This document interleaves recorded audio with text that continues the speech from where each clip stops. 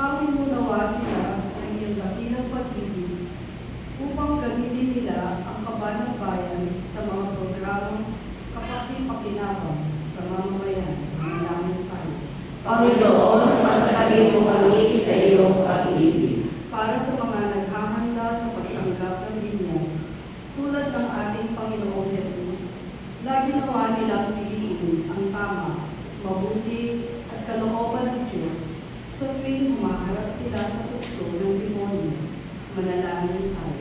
Panginoon, patatagin mo kami sa iyong pag-ibig. Para sa mga kapatid namin pumanaw, kahabagan mo nawa sila upang ganap silang makasakit sa buhay na walang hanggan. Manalangin tayo. Panginoon, patatagin mo kami sa iyong pag-ibig.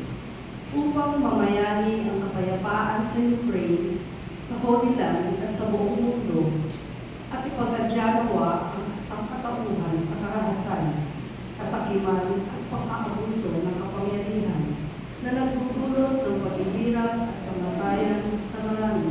Manalangin tayo. Panginoon, patatagin mo kami sa iyong pag-ibig.